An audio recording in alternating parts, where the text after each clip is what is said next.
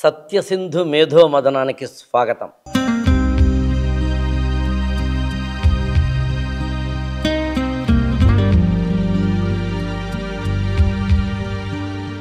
మనిషే ఒక ల్యాబ్, పక్కవాడే ఒక వైద్యుడు. 99% అందరం మనం షాలో బ్రెత్ తీసుకుంటాం. నిజంగా ఏంటంటే మనం బతుకుతున్నాం కానీ జీవించట్లేదు. పూర్వజన్మలో చేసిన పాపాలకి ఈ జన్మలో రోగాన్ని అనుభవించడానికి సంబంధం ఉందంటారా? శరీరానికి కర్మ అంటుతుంది కానీ సోల్కి కర్మ లేదండి.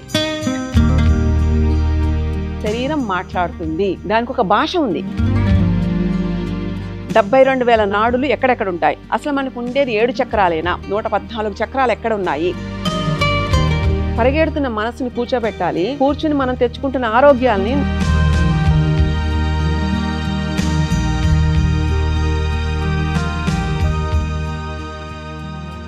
ఇంతకుముందు కొన్ని ఎపిసోడ్లు మీరు చూసుంటారు. ఆ ఎపిసోడ్స్లో వివిధ రకాలైన హ్యూమన్ బాడీకి, సోల్కి, మైండ్కి, స్పిరిచువాలిటీకి, సైన్స్కి, మన కంటికి కనిపించేవి, మన కంటికి కనిపించనివి, మన బుద్ధికి అందేవి, మన బుద్ధికి అందనివి, ఇట్లాంటి అనేకమైన టాపిక్స్ని డిస్కస్ చేస్తూ వస్తున్నాం. ఒక స్పిరిచువాలిటీకి, సైన్స్కి ముడిపెడుతూ, ఏన్షియంట్ సిస్టమ్స్కి, మోడర్న్ సిస్టమ్స్కి అనుసంధానం చేస్తూ ఒక సరికొత్త ఆలోచన విధానాన్ని, ధార్మిక ధారని అందించాలన్నది సత్య సింధు మేధో మదనం అనే ఈ కార్యక్రమం యొక్క ఉద్దేశం. ఇవాళ ఈ ఎపిసోడ్లో ఎప్పట్లాగే స్పిరిచువల్ సైంటిస్ట్ అనేకమైన విషయాల పట్ల సైంటిఫిక్గాను, అటు యాన్షియంట్ సిస్టమ్స్ తోటి మాట్లాడగలిగిన సత్య సింధూజ గారితోటి ఉన్నాం. నమస్తే అండి. నమస్తే అండి. ఇంతకుముందు మన ఎపిసోడ్స్లో మంచి విషయాలు మాట్లాడుకున్నాం, మంచి ఆదరణ కూడా లభించింది. థ్యాంక్ యూ సో మచ్ అండి.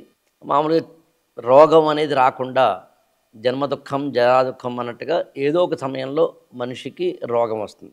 కొన్ని వేల సంవత్సరాల కిందట ఇలాంటి ఒక మెడిసిన్ కానీ, ల్యాబ్స్ కానీ, డాక్టర్స్ కానీ, ఇందులో మళ్ళీ స్పెషలిస్ట్ కానీ, సూపర్ స్పెషాలిటీస్ కానీ, సూపర్ స్పెషాలిటీస్ కానీ లేవు. నాకు తెలిసి మనిషే ఒక ల్యాబ్, పక్కవాడే ఒక వైద్యుడు.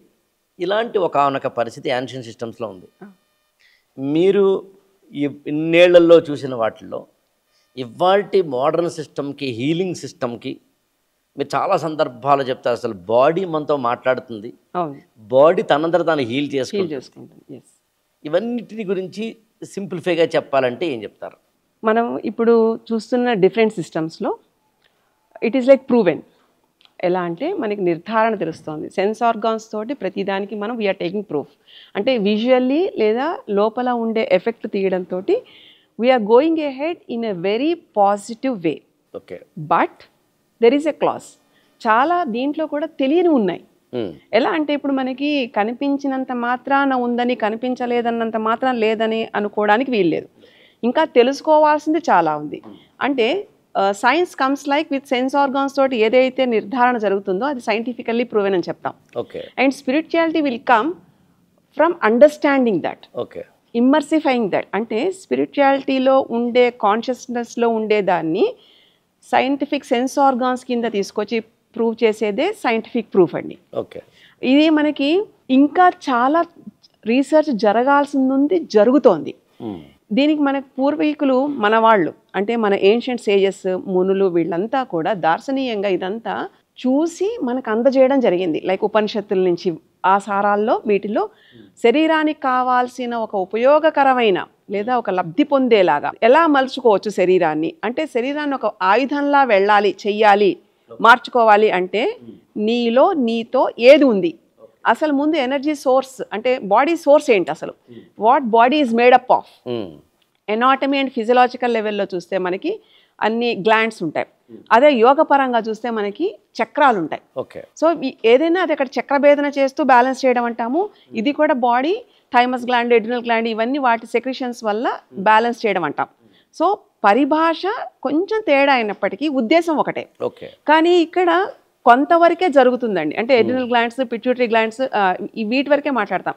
కానీ ఏన్షియంట్ సైన్స్ దీనికన్నా చాలా ముందు ఎప్పుడో వెళ్ళిపోయింది. ఎంతవరకు వెళ్ళింది అంటే శరీరంలో 72,000 నాడులు ఎక్కడెక్కడ ఉంటాయి, అసలు మనకు ఉండేది 7 చక్రాలేనా, 114 చక్రాలు ఎక్కడ ఉన్నాయి, వీటికన్నిటి గురించి మాట్లాడుతుంది. దీనికి మనకి యోగ వాసిష్టం గురించి కానీ, లేకపోతే శివ సంహితలో కానీ, లేదా గేరెళ్ల సంహితలో చాలా వాటిల్లో వీటి రిఫరెన్స్ ఉంది. కానీ సైన్స్ ఇంకా అంతవరకు రీచ్ అవ్వలేదు. Okay, to be frank, to have a clear statement that ఇంకా science is at the learning stage. Okay, అంటే ఇప్పుడు మన టెక్నాలజీ ఇంప్రూవ్ అయ్యి మూన్ మీద కూడా just we had that research done, కానీ లోపల మనస్సులో అంతర్గతంగా ఉండే దానికి చాలా లోతుగా ఉంది, చాలా దూరం వెళ్లాల్సింది. అంటే మోడర్న్ మెడిసిన్ ఇంత డెవలప్ అయింది కదా, ఎస్, అంటే దాదాపు క్యాన్సర్లోని కొన్ని వాటికి కూడా కొంతవరకు ట్రీట్ చేసేంత డెవలప్ అయింది కదా. అనేకమైన ల్యాబ్ మనం పరిశోధనల ద్వారా మీరు చెప్పినట్టుగానే 114 మనకి నాడులు కావచ్చు, లేకపోతే ఇతర ఏవైతే ఉంటాయో అవి కావచ్చు, షట్చక్రాలు కావచ్చు, లేదా సహస్రారంతో కలుపుకుంటే కావచ్చు, ఇవన్నీ పదాలు వేరైనా మోడర్న్ మెడిసిన్ కూడా చెప్తోంది కదా. మోడర్న్ మెడిసిన్ రీచ్ కానిది అని ఒక పదం వాడారు, ఇంకా రీచ్ కాలేదని పదం వాడారు. అది అంటే ఏదో ఇది ఒక సాహసోపేతంగా ఉన్న మాట అయ్యుండొచ్చు. కాకపోతే మోడర్న్ మెడిసిన్ రీచ్ కాని ఏరియాస్ అని కొన్ని ఉంటాయండి. ఏంటంటే సపోజ్ డిసీజే తీసుకోండి, లేదా డిజార్డర్ తీసుకోండి, శరీరం ఎందుకు అవస్థ పడుతోంది అనే దానికి కాజ్ వెతకదండి. ఓన్లీ ఓకే ఇప్పుడు బాడీలో మీకు ఈ రుగ్మత వల్ల ఇది ఎఫెక్ట్ ఉంది, అందుకని ఎఫెక్ట్ ట్రీట్ చేస్తుంది. కానీ ఏన్షియంట్ సిస్టంలో ఉన్న గొప్పతనం ఏంటంటే కాజ్ వెతుకుతుంది, మూలాన్ని ఆ మూలం యొక్క కారణాన్ని వెతుక్కుంటుంది. అంటే మూలం వెతకడం is okay, but root cause ను కూడా ఫైండ్ అవుట్ చేస్తుంది. సో అంటే శరీరాన్ని చూసే level of like looking at అన్నది ఇంకా మోడర్న్ మెడిసిన్ అంతవరకు వెళ్ళలేదండి, ఖచ్చితంగా చెప్పచ్చు. ఎందుకంటే if you hit with autoimmune disorders, దానికి దెర్ ఇస్ నో రీజన్ అండి. మోడర్న్ మెడిసిన్ లో వీ కాంట్ ఫైండ్, ఎందుకంటే యూ లివ్ విత్ దట్ అంటారు. అంటే if you take fibromyalgia, if you take like multiple sclerosis, if you take like arthritis, anything, ఇలాగ మొత్తం 170 రకాల auto immune డిజార్డర్లు ఉంటాయండి బాడీలో. మరి వాటికి అన్నిటికీ లేవు కదా. కానీ శరీరం ఏన్షియంట్స్ అంటే వీటన్నింటికి యాన్షియంట్ హీలింగ్ సిస్టమ్స్ లో ఉన్నాయంటారా? ఎగ్జాక్ట్లీ ప్రూవ్డ్ అది. ఓకే, ఏంటంటే మనకు ఉదాహరణ ఏదైనా ఒకటి, ఇది క్రాన్స్ అని ఒకటి ఉంటుందండి. Crohn's is like GI gut, దాని మెటబాలిజం సరిగ్గా లేకపోవడం వల్ల, అంటే తీసుకుంటున్న ఆహారాన్ని డైజెషన్ ప్రాసెస్ సరిగ్గా అబ్జార్ప్షన్ లేకపోవడం వల్ల రకరకాల ఆర్గాన్స్లో దాని ఎఫెక్ట్ ఉంటుంది. కొంతమందికి ఫిస్టులా, కొంతమందికి ఫీచర్స్, కొంతమందికి గట్ లీకేజ్ అంటాం, కొంతమందికి కొలనోస్కోపీ చేస్తే మనకి ఇవన్నీ కనిపిస్తాయండి. కానీ అది ఓన్లీ అక్కడికక్కడ సిమ్టమ్స్ ట్రీట్ చేస్తారు, కానీ దాని కాజ్ వెతకరు. ఓకే, సో సిమ్టమ్స్ ఎప్పుడు దాని కాజ్ ఎక్కడుందని యాన్షియంట్ హీలింగ్ సిస్టమ్ చెప్తుంది. అసలు అద్భుతం అండి. శరీరమే ఒక పరిశోధన చేసే కేంద్రం కింద చూస్తారు. అంటే శరీరం ఇబ్బంది పడుతోంది అంటే అది మనకి ఏం చెప్పే ప్రయత్నం చేస్తుంది. ఇక్కడ ఒకటి గమనించాల్సింది ఏంటంటే శరీరం మాట్లాడుతుంది, దానికి ఒక భాష ఉంది. ఆ భాష మనకు అర్థం అయ్యేలాగా మనమంత ప్రశాంతంగా ఉన్నామా, అర్థం చేసుకునే స్థితిలో మన మనసు ఉందా? శరీరం మాట్లాడుతుంది అనే దాన్ని సింప్లిఫై చేసేందుకు, వ్యూయర్స్ కొంచెం అర్థమయ్యేందుకు చాలా సింపుల్ చెప్తా, నాకు అర్థమయ్యే భాష. మనం అప్పుడప్పుడు అరే నాకు ఈ పదార్థాలు పడవరా అంటాం. పెరుగు పడి నాకు పాలు తాగితే ఏదో అవుతుందిరా, లేకపోతే ఇక్కడికి చింతపండు అని చెప్తుంటాం. కోల్డ్ వాటర్ నాకు వద్దండి, నేను కోల్డ్ వాటర్ తాగితే నాకు కొద్దిగా జలుబు చేస్తుంది. బిగినింగ్లో తెలియదు, over a period of time మన ఎక్స్పీరియన్స్లో ఓహో పాలానాది నేను తినడం వల్ల నాకు పట్టడం లేదు కాబట్టి నేను దీన్ని అవాయిడ్ చేయాలి అనుకోవడం బాడీ మనతో మాట్లాడాలి. అది మనకి కాదండి, అది మెమరీ గుర్తుంటుంది. ఓకే ఓకే, అంటే మనకి రాను రాను ఆ మెమరీ మనకి ఇలా చేయడం వల్ల ఇలా జరిగింది కాబట్టి నేను జాగ్రత్తగా ఉండాలి అనేది మనం తీసుకుంటున్నది, మనం తీసుకున్న ప్రికాషన్ అవ్వచ్చు, లేదా మన అనుభవం చెప్తున్నది. కానీ శరీరం మాట్లాడుతుంది. మాట్లాడడం అంటే సడన్గా ఇప్పుడు సపోజ్ మూడ్ స్వింగ్స్ అంటాం. సడన్గా ఒక్కొక్కసారి చాలా ఆహ్లాదంగా ఉంటుంది, సడన్గా ఒక్కొక్కసారి లేదేమో ఇలా కాదేమో, ఇలా ఆలోచిద్దామేమో, లేదా ఇలా చేసి ఉండాల్సింది, నేను అనుకున్నాను కానీ చేయలేకపోయాను. అదే కాదు, ఇంకా మనకి ఒక్కొక్కసారి స్వీట్ తినాలనిపిస్తుంది. ఆ స్వీట్ నిజంగా బాడీ లోపల స్వీట్ అంటే ఏంటి అంటే ఒక వగరు తత్వాన్ని కావాలనుకోవడానికి మనకి తీపి అంటే వాటిలో ఒక సమన్వయం ఉంటుందండి. మన రుచి దగ్గర నుంచి, అంటే ఈ పంచేంద్రియాలకు కూడా ఇలాంటి సెన్సెస్ ఉంటాయి. మన బాడీలో మీరు బాడీ స్పీక్స్ అలాట్ అనేది నన్ను చాలా అక్కడే కట్టిపడేస్తుంది, అక్కడే తిప్పాలనిపిస్తుంది నాకు. మనకి బాడీలో ఐరన్ డెఫిషియన్సీ ఉందనుకుందాం, లేదా కాల్షియం డెఫిషియన్సీ ఉందనుకుందాం, లేదా మెగ్నీషియం డెఫిషియన్సీ ఉందనుకుందాం. మన లోపల ఏ డెఫిషియన్సీ ఉందో అది సమృద్ధిగా ఉన్న ఆహార పదార్థాన్ని తినమని మన బ్రెయిన్ మనల్ని చెప్తూ ఉంటుంది, సిగ్నల్ చెప్తూ ఉంటుంది. అందుకని సోడియం తక్కువ ఉన్న వాళ్ళేమో ఉప్పు ఎక్కువ తినేలాగా వాళ్ళకి నిజమే వాళ్ళకి తెలియదు యాక్చువల్గా. కొంచెం ఉప్పు ఎక్కువే, కొంచెం ఉప్పు ఎక్కువే, లేదా ఐరన్ ఉండిన ఏదైనా స్వీట్స్ లేకపోతే కనుక చాక్లెట్స్ లాంటి వాటిలో కానీ లేదా ఇతర వాడు ఎక్కువ ఎందుకు తినాలనిపిస్తుంది అంటే లోపల డెఫిషియన్సీ అనేదాన్ని మన బ్రెయిన్ రే తగ్గుతోంది కాస్త పెంచుకోరా అని పెంచుకునేందుకు తగిన ఆహార పదార్థాల వైపు వెళ్ళమని. విటమిన్ ఏ కనుక తక్కువ ఉంటే క్యారెట్ ఎక్కువ తినమని చెప్తాను. అంటే ఎవరైనా కనుక నాకు క్యారెట్ ఎక్కువ తినాలందండి ఈ మధ్యన ఎందుకు తెలియట్లేదు, తోటకూర తినాలందండి, గోంగూర తినాలంది అన్నాడంటే అర్థం ఏంటంటే లోపల ఏ విటమిన్ డెఫిషియన్సీ లేకపోతే కనుక ఐరన్ డెఫిషియన్సీ ఇంకోటి ఉందని అర్థం. బాడీ మినరల్స్ అంటే 94 మినరల్స్తో ఫామ్ అవుతుందండి. అంటే జింక్ ఏమో ఇమ్యూన్ సిస్టమ్, మెగ్నీషియం ఇవన్నీ 94 మినరల్స్ తోటి ఒకటి ధాతువులతోటి ఫామ్ అయి ఉంటుంది. సో ఈ క్రేవింగ్స్ అనేవి ఎమోషన్స్ వల్ల, ఎమోషన్స్ అనే ట్రాక్ వల్ల మనకు తెలుస్తూ ఉంటాయి. సపోజ్ మీరు ఇప్పుడు అన్న ఎగ్జాంపుల్లో ఒక షుగర్ పేషెంట్ షుగర్ తినద్దంటాం కాబట్టి షుగరే తినాలంటాడు. ఓకే, రుచి వేరు తీపి వేరండి. ఇక్కడ మనకి ఆ అవగాహన ఉండాలి. అంటే ఎమోషన్స్ తోటి, మైండ్ తోటి కనెక్ట్ అయిన ఎమోషన్ తోటి మాట్లాడుతుంటే మళ్ళీ మీరు పప్పులో కాలేసేటే. సో క్రేవింగ్ అనేది ఎలా ఉంటుందంటే జిహ్వ చాపల్యాన్ని పక్కకు పెట్టి బాడీకి ఏది కావాలి అన్నది తెలుసుకోవడం అనేది బాడీ నీడ్. అది ఇప్పుడు నాకు పులుపు తినాలనుంది, పులుపు ఒక్కటి విడిగా దొరకదు మనకి, లేదా మనకి ఒగరు తినాలనుంది. చాలా మందికి తెలియదు ఏంటంటే ఆకుకూరలో కూడా ఒగరు ఉంటుంది. కానీ ఇప్పుడు చాలా మందికి నాకు ఒగరు తినాలనుంది లేదా నాకు తీపి తినాలంటే ఓన్లీ తీపి ఆ టేస్ట్ని కనెక్ట్ చేస్తారు. కానీ దాని వెనకాల ఉండే ఎసెన్స్ని శరీరం పీల్చుకోవడానికి అది అవస్థ పడుతుంది.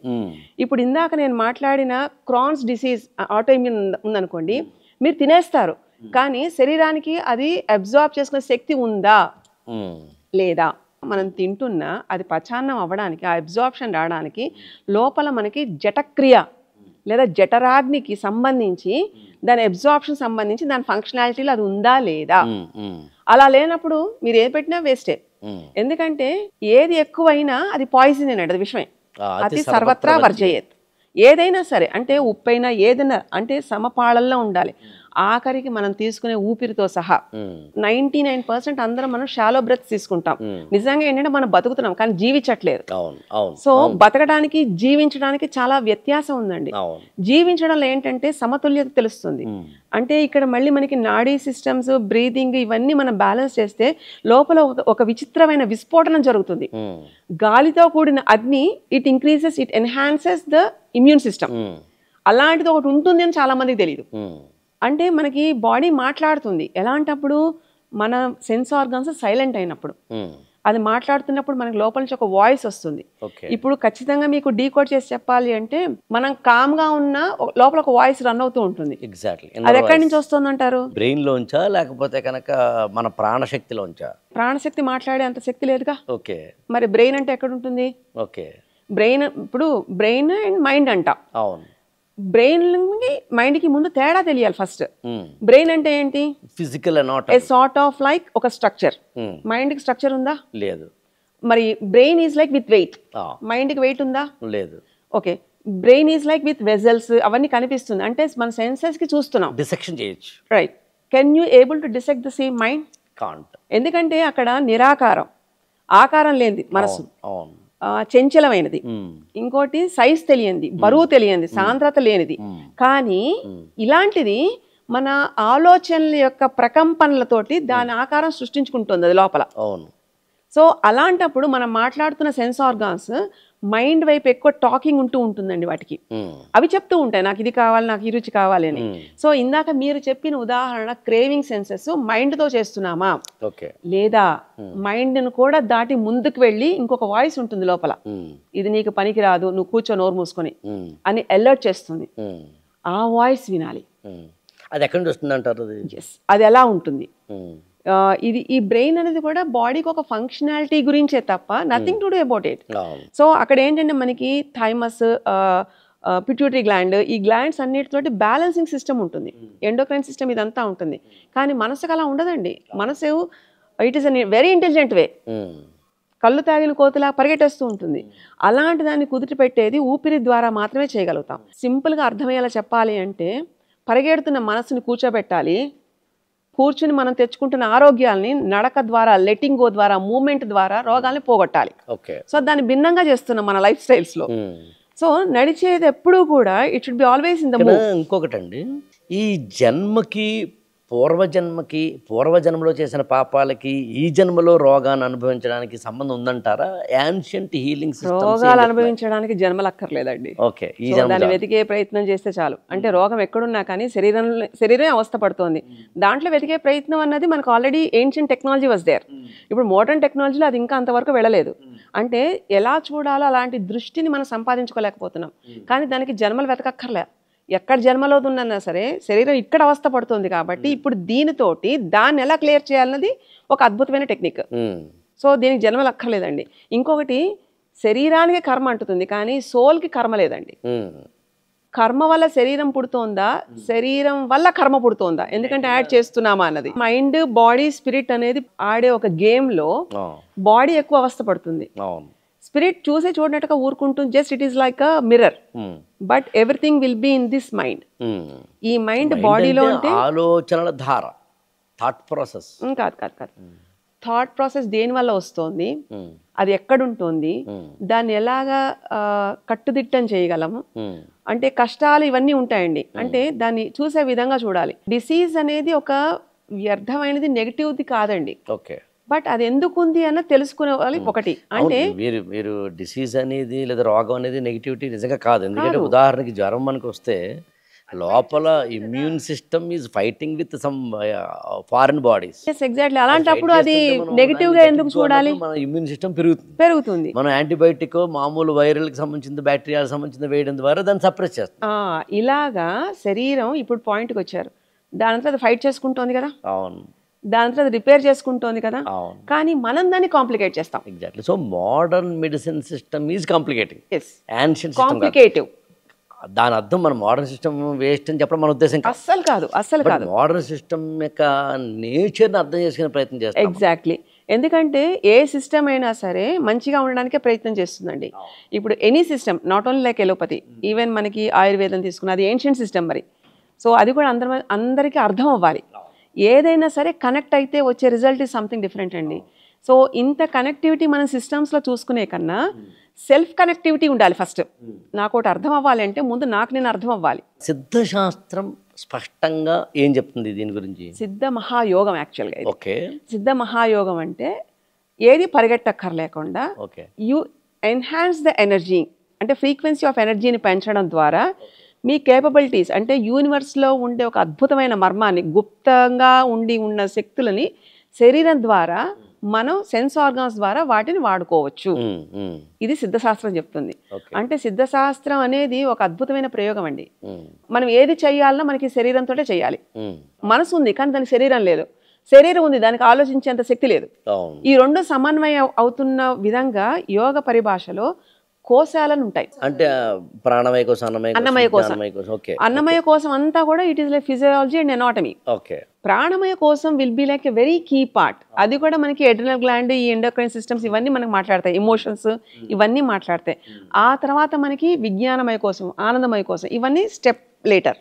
కానీ ఈరోజు మనకి నేను పొద్దున లేచి నా ఉద్యోగం నేను చెయ్యాలి అంటే నాకు శరీరం ఒక్కటే నా చేతిలో ఉంది. నా శరీరం ద్వారా మాత్రమే నేను చేయగలను. నాకు ఏదైనా కావాలి, నాకు దాహం వేస్తుంది, తాగాలి అంటే నా చేతులతో ఉపయోగించి నేను తాగాలి. నాకు దాహం ఇక్కడ తెలుస్తుంది కానీ శరీరమే ఉపయోగించాలి. సో ఇలాంటి ఒక పనిముట్టు, ఇలాంటి ఒక టూల్ యొక్క అద్భుతాన్ని ప్రాచీన యోగులు ఒక అద్భుతంగా విశ్లేషించి దీంట్లో సీక్రెట్స్ ఏంటనే చెప్పారు. శరీరం అనే మాధ్యమం ద్వారా నువ్వు ముముక్షువి అంటే మోక్షాన్ని క్షణంలో ఎలాగో నువ్వు ఆ స్థితిలో ఉంటావు అనే దాన్ని చూపించగలిగారు. That is like very advanced technology. ఇప్పుడు ఉంటున్నది మనం రోగాల గురించి మాట్లాడుతున్నాం కాబట్టి సిస్టమ్స్ని మాట్లాడుతున్నాం. కానీ ప్రతి రోగం వెనకాల ఒక కారణం ఉంటుంది. ఆ కారణం మనకి అభ్యుదయాన్ని తీసుకెళ్తుంది. ఏది అంటే ప్రతిదీ ఒక మంచి ఉందనుకోండి, చెడు అన్నది లేకపోతే అతి మంచి కూడా కరెక్ట్ కాదండి. అంతే కదా. ఎలాగైతే మనకి పగలు రాత్రి ఎలా అయితే ఉన్నాయో చీకటి అనగానే భయమే కాదండి. దాంట్లో కూడా శరీరం పడుకున్నప్పుడు కూడా లోపల జరుగుతున్న ఎనర్జీ అంటే అది మళ్ళీ నెక్స్ట్ మార్నింగ్ అది ప్రిపేర్ చేస్తుంది. సో ఇలా ప్రతి దానికి 2 షేడ్స్ విల్ బి దేర్. అలాగే తత్వాల్లో కూడా ఫెమినైన్ మ్యాస్కులైన్ జెండర్స్ అంటాం మనం. ప్రతి మనిషిలోనూ ఇలాంటి ఒక సాత్వికంగా ఉండేది, ఒక ఫోర్స్ఫుల్గా ఫియర్స్ఫుల్గా ఉండేవాళ్ళు చాలా పర్సనాలిటీస్లో ఉంటాయి. అంటే ఇక్కడ స్త్రీలు పురుషులు కాదు మీరు చెప్పారు. కాదు కాదు, స్త్రీలలో పురుషతత్వము, పురుషుల్లో ప్రతి వాళ్ళల్లో ఉంటారండి. ఈ షాడోస్ ఎనర్జీ సోర్సెస్ని బ్యాలెన్స్ చేయాలి. అది మనకుంటే ప్రాణవాయు ద్వారా మనం ఎలా బ్యాలెన్స్ చేయాలి. ఒక మనస్తత్వ శాస్త్రవేత్త పోస్ట్ ఫ్రాయిడియన్ ఇరాలో వస్తారు అన్నమాట. ఫ్రాయిడ్ తోటి మోడర్న్ సైకాలజీ స్టార్ట్ అయింది అనుకుంటే దాని తర్వాత ఫ్రాయిడ్ గారి గురువు గారు కార్ల్ జంగ్. జంగ్ అన్న ఆయన కూడా ఉంటారండి. ఇదంతా మనకి వాళ్ళు ఈ సీక్రెట్ డాక్ట్రిన్ అనే ఒక పుస్తకంలో వీళ్ళ గురించి మాట్లాడతారు. అవును, కొంతమంది అంటే మనం వీళ్ళు ఇలా ఉంటారు వాళ్ళు ఉంటారని చెప్పం, కానీ సాధారణంగా మన సొసైటీలో కానీ మన అబ్జర్వేషన్లో కానీ స్త్రీలంటే కొంచెం నాజుగ్గా, మెత్తగా, లాలిత్వం ప్రయోగించేది, కొంచెం ప్రేమగా, మృదుత్వంతో, మార్దవంతో, ఓకే, ఇలా ఉంటారు. సెన్సిటివ్, సున్నితంగా, కోమలంగా ఉంటారు. ఒక పురుషుల్లో స్త్రీ తాలూకు లక్షణాలు కనిపించినప్పుడు దాన్ని స్త్రీమూర్తి అంటాడండి కార్ల్ యుంగ్. వైస్ వెర్సా, ఆపోజిట్లో పురుషుల్లో కనిపించే ఏదో కొంచెం అగ్రెసివ్ అది అంతా కనుక స్త్రీలో కనిపిస్తే కనుక దాన్ని ఇవి మాట్లాడితే మనం ఫిజియలాజికల్ కాదు, ఫిజియలాజికల్ కాదు, ఓన్లీ మెంటాలిటీ, మనస్తత్వము, నేచర్కి సంబంధించింది. వాళ్ళు పురుషమూర్తి అన్నాడు. నేను ఎప్పుడో దాదాపు ఒక 5-6 ఏళ్ల కిందట టైమ్స్ ఆఫ్ ఇండియా లాంటి పేపర్లో చదివానండి. అత్యద్భుతమైన ఆర్టికల్. అందులో ఏమన్నారంటే అసలు కార్ల్ యూంగ్ ఇచ్చిన పురుషమూర్తి, స్త్రీమూర్తి అంటే పురుషుడిలో స్త్రీత్వము, స్త్రీలో పురుషత్వము రెండింటినీ అర్థం చేసుకున్న ప్రాచీన భారతీయ సనాతన ఋషులు అందించిందే అర్ధనారీశ్వర తత్వం. ఇంకోటి ఏంటంటే అది శరీరంలో ఎలా పోలుస్తారు తెలుసా? బాడీ దానంతా అది పనిచేసుకోవడానికి నర్వస్ సిస్టమ్, ఈ బ్లడ్ స్ట్రీమ్స్, లేకపోతే parasympathetic, sympathetic nervous system, voluntary movements, ఇవన్నీ శక్తి తత్వం అండి. ఓకే. అండ్ బయట అలాంటి శక్తి కూడా తీసుకుని యాక్షన్లో పెట్టేదంతా పురుషతత్వం అంటాం. Okay okay okay. So in and out అంటే శరీరం లోపల ఒక శక్తిని జనరేట్ చేస్తూ ఆ శక్తి ద్వారా ఈ శరీరం అనే ఒక ఈ వెపన్ని మనకు కావాల్సిన వాటికి ఉపయోగించడం అనమాట. ఇది కూడా అర్ధనారీశ్వర తత్వమే. ఎందుకంటే మన ఎమోషన్స్ హిడెన్ గా కొన్ని ఉంటాయి, కొన్ని ఎమోషన్స్ ఫియర్స్ఫుల్ గా ఉంటాయి. నాకు ఇంకొకటి అండి, ఎప్పటి నుంచి యాక్చువల్గా మిమ్మల్ని అడగాలని అనుకుంటున్నాను, ఇక్కడ అనుకోకుండా ఈ టాపిక్లో వచ్చింది. ఒక వ్యక్తిని చూస్తే పైనుంచి కింద దాకా, హెడ్ టు టో, జుట్టు, నుదురు వైశాల్యము, కనుబొమ్మల విస్తీర్ణత, కంటి రెప్పలు, వాటికి ఉండేవి, అలాగే కంటి లోపల ఉండే కనుగుడ్డు దానికి సంబంధించింది. తర్వాత ఈ భాగం కొంతమందికి పొడుగ్గాను, కొంతమంది పొట్టిగాను, కొంతమంది పొడుచుకున్నట్టుగాను, అలాగే ఈ ఏరియా అలా మొత్తం బాడీ అండ్ వెంట్రుకలు లాంటివి. నా క్వశ్చన్ ఏంటంటే ఇలా ఫిజికల్ బాడీని చూసిన వెంటనే ఇంకా నాడి పట్టుకోకుండానే, ఏ డయాగ్నోస్టిక్ ల్యాబ్కి పంపకుండానే, బ్లడ్ సిబిపికి చెప్పగలవా? బిహేవ్ అని ఇంగ్లీష్లో బుక్ ఉంది. నేను ఆ బుక్ దాదాపు 1000 పేజీల బుక్, అది నేను చదివా.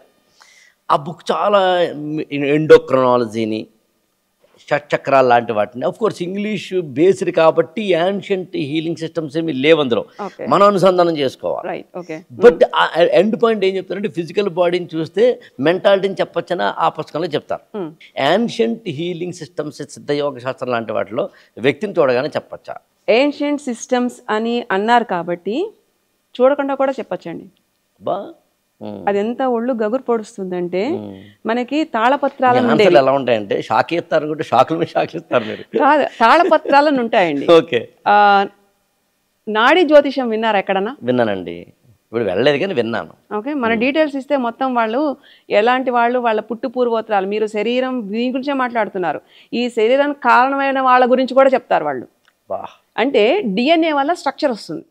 ఈ స్ట్రక్చర్కి ఎక్కడ దేనికి వీళ్ళు కనెక్ట్ అయి ఉంటారు, వాళ్ళు ఏ నది అంటే ఏ ప్రవాహిక ప్రాంతంలో పెరిగి ఉంటారు, ఎక్కడ పుట్టి ఉండి ఉంటారు, వాళ్ళ ఆయుష్ ఎంత ఉండింది, వీళ్ళు ఎన్నో సంతానం, మొత్తం అన్నీ క్లియర్గా డీటెయిల్తో సహా ఉండే గ్రంథాలు అద్భుతంగా చాలా ఎక్కువ ఉంటాయండి.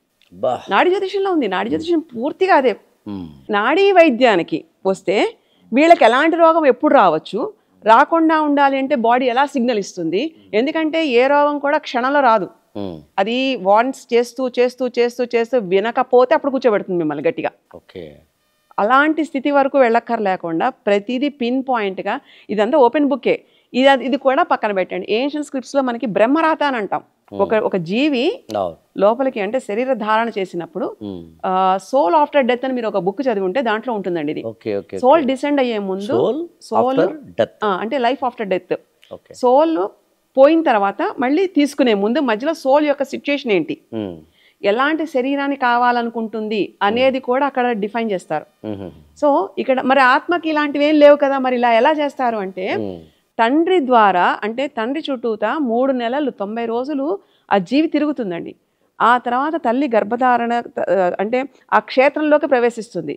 సో ఒక సోల్ ల్యాండ్ అవ్వాలి అంటే, బయటికి రావాలి అంటే 12 నెలల శ్రమ అది. ఇది రాకముందే ఏమేమి ఉంటాయన్నది మొత్తం అంతా డిస్క్రైబ్ చేసేస్తారు ముందే. అది దానికి తెలుస్తుంది ఎలాంటి దాంట్లో ఉంటుందన్నది. ఇంతకన్నా అద్భుతమైంది ఇంకేం ఉండదండి. ఇప్పుడు మనం ఉండే ఈ చిన్న చిన్న రోగాలు ఇంత మ్యాగ్నిఫైయింగ్ చేస్తున్నాం, కానీ అంత మ్యాగ్నిఫైయింగ్ సబ్జెక్ట్ చాలా చిన్నగా సూక్ష్మంగా, అంటే ఇంత స్థూలంగా ఉండే యూనివర్స్లో సూక్ష్ముడైన ఒక మానవుడు అతని యొక్క ఉనికిని చాలా అద్భుతంగా పెద్దపీట వేసి యూనివర్స్ మనకు నేర్పించిన పాఠాలన్నీ ఈ ఉపనిషత్తులో మనం చూస్తాం. అంగుష్ట మాత్రుడు లోపల ఉంటాడు, బయటకు వస్తాడు. కానీ ఆ ప్రాణం ఎలా వెళ్తుంది, ఎలాగా అంటే ఎన్ని ద్వారాలు ఉంటాయి, దాంట్లో ఎలా ఇది తిరుగుతూ ఉంటుంది, దాని యొక్క పర్యవేక్షణలో మనం వెళ్ళాలి. కానీ మనం ఎంతసేపు దీనికి ఏమి ఇబ్బంది పడిపోతున్నాం అనుకునే మనం మాట్లాడుతున్నాం. సో వచ్చిన యొక్క అంటే ఏదైతే మనం చేద్దాం అనుకుని శరీరం తీసుకుని వచ్చిన దారి వదిలేసి రోగం వచ్చేటప్పటికి కంగారు పడిపోయి దాని గురించి ఎక్కువ ప్రయారిటీ ఇస్తున్నాం. కానీ రోగం కూడా ఒక పార్ట్ ఆఫ్ లైక్ లెర్నింగ్. ఏదైతే మనకి ఒక పరివర్తన అంటే పరిశీలనతోటి పరివర్తన కనుక వస్తే అలాంటి ఒక స్టెప్ సోల్కి నీడెడ్, శరీరానికి అవసరం కాబట్టి ఆ రోగం వస్తుంది. అందుకనే క్యూర్ లేనివి కూడా మన ఏన్షియంట్ టెక్స్ట్లో ఇవన్నిటితోటి డెఫినిషన్స్ తోటి ఎలాంటి లింబిక్ సిస్టమ్ ఉన్న ఈ హ్యూమన్ బాడీలో దాన్ని ఎలా కంట్రోల్ చేయాలి టెక్నిక్స్ తోటి అన్ని ఉపదేశించడం జరిగింది. ఇప్పుడు చెప్పండి, ఎంత కార్ల్ జంగ్ అవ్వచ్చు, ఫ్రాయిడ్ అవ్వచ్చు, ఎలాంటి వాళ్ళైనా అందరూ we are like humans. So source of human body what it is, it's not about like any technology. అంటే ఇప్పుడు ఇంజనీరింగా లేకపోతే మెడిసినా, that's not it. What is like human technology, inbuilt technology, what it is. దాంతో అంటే ఎలాంటి వనరులతోటి మనం ఇక్కడికి రావడం జరిగింది, దేని వైపు వెళ్ళాలి, ఏది సాధించాలి అన్న దాని మీద మనసు అనేది చాలా సింపుల్ థింగ్. దీన్నే మనం అరికట్టలేకపోతుంటే మనసు ద్వారా చేయాల్సిన ఒక ఉద్యమం లాంటి జీవయాత్ర ఎంత అద్భుతంగా ఉంటుందండి. కష్టాన్ని కూడా, కష్టం విల్ బి దేర్, కానీ ఆ కష్టానికి కావాల్సి వచ్చినప్పుడు ప్రశాంతంగా కనుక అలజడి లేకుండా మనం ఉంటే యూనివర్స్ కాస్మిక్ ఎనర్జీ మనకి ఏదో ఒక హెల్ప్ ఎలా పంపిస్తుంది, అదొక మిరాకిల్ అండి. ప్రతిదీ కూడా అంటే భగవంతుడు అని మనం పెట్టుకుంటాం, ఎందుకంటే దానికి కనెక్ట్ అయి ఉంటాం కాబట్టి. ఒక సుపీరియర్ ఫోర్స్ మనని ఎప్పుడు ఎలా గైడ్ చేస్తుంది అన్న దాని మీద everything will be like in a constructive way. Me religious దాంట్లో, మీ ట్రెడిషనల్లో మీరు ఎలా అయినా నేమ్ చేయండి, కానీ యూనివర్స్ మనం మించి ఒక ఫోర్స్ వల్ల మనం ఉంటున్నాం. అంటే సింపుల్ అండి, ఎందుకు అన్ని గ్రహాల మీద జీవరాశి లేదు, ఓన్లీ భూమి మీదే ఉంది కదా. అంటే భూమి అనుకువగా జీవించడానికి అనుకువైన పద్ధతిలో మనకి ఇక్కడ ఉంది కాబట్టి కదండి. మార్స్ వీటి మీద ఇంకా అంత లేదు, they are doing all that. ఇన్ని వనరులతోటి, ఇంత పుట్టుకతోటి, ఇంత అదృష్టమైన హ్యూమన్ లైఫ్, ఇన్ని రకాల స్పీషీస్ మధ్యలో హ్యూమన్ లైఫ్ అనేది ఇంత అపురూపంగా ఉండి జ్ఞానం పట్ల వెళ్ళగలిగే అంత నైపుణ్యం ఉండి అది తెలుసుకోవాల్సిన ప్రయత్నంతో ఉన్న హ్యూమన్ బాడీ అండ్ మైండ్, దానివైపు దృష్టి పెట్టకుండా మనం వేటి వైపు వెళ్తున్నాము, ఎక్కడ వెళ్తున్నాము, దేని గురించి అని పరిశోధన అనుకుంటున్నాం. Real studies will start from inside. మనల్ని మనతో ఎంత కనెక్ట్ అయితే ఆ జర్నీ అసలు చాలా అద్భుతంగా ఉంటుంది. అంటే ఒక చెట్టు పైన పెరగడం కాదండి, చెట్టు కింద లోపలికి డీప్ రూట్స్ ఎంతవరకు వెళ్ళింది అక్కడి నుంచి కనుక చూడడం మొదలు పెడితే వేరు పురుగులు పట్టవు. ప్రతి పార్ట్ని, చిన్నది ఉన్న దాన్ని చాలా వివరంగా మాట్లాడితే చాలా అర్థమయ్యేలా చేయగలిగితే ఇప్పుడున్న వాళ్ళకి, ఎందుకంటే సంస్కృతంలో కానీ గ్రాంధికంలో కానీ ఇప్పుడు మాట్లాడితే అర్థం కాదండి. అలా అని ఇదేమంత పెద్ద ఇంపాసిబుల్ సబ్జెక్ట్ కాదు, ఇది అందరికీ అందుబాటులో ఉంటుంది. ఉపనిషత్తులు అందరికీ అందుబాటులో ఉన్నాయి, స్క్రిప్చర్స్ ఉన్నాయి, పురాణాలు ఉన్నాయి.